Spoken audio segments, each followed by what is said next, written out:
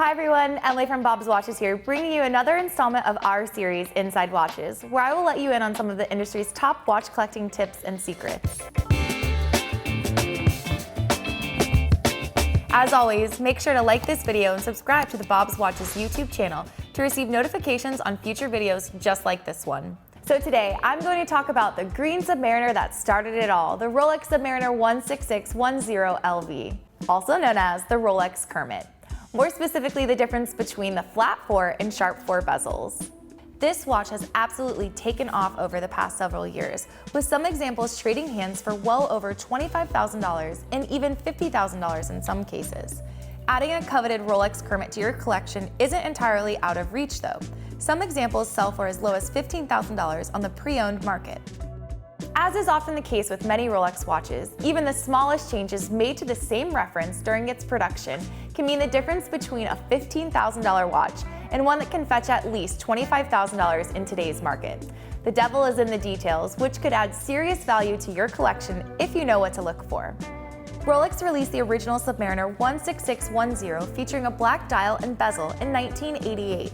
Several decades later, in 2003, a colorful anniversary edition came to market to celebrate the Submariner's 50th anniversary via reference 16610 LV, with the LV suffix meaning lunette vert, or green bezel in French. Rolex swapped the black bezel for a striking green aluminum insert, and the dial received maxi hour markers, a first for the modern Submariner. The Rolex Kermit was also the first instance of a stainless steel Submariner with a bezel that wasn't black.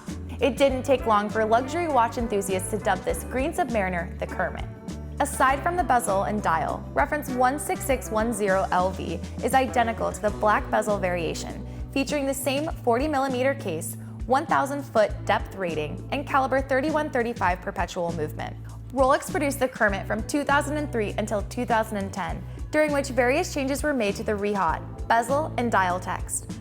Flat 4 bezels were only produced during the first few years of the Kermit's production, after which the sharp 4 bezel replaced it.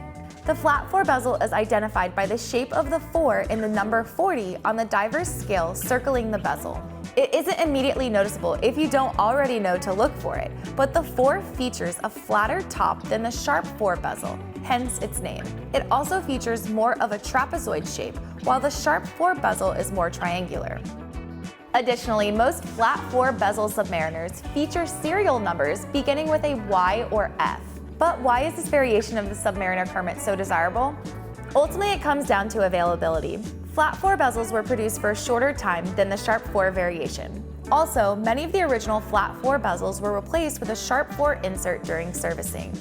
However, there was a small batch of service replacement bezels featuring the flat 4 font, but it seems Rolex ran out of those long ago, as sharp 4 bezels have been the only service replacement option for quite a while now.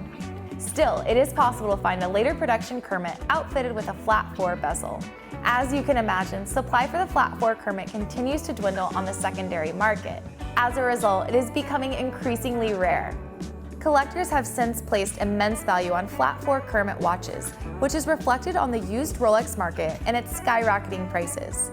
A watch that once resold for under $10,000 has since exploded in value. So you've got to tell us, when it comes to the Submariner Kermit flat 4 bezel, do you like it?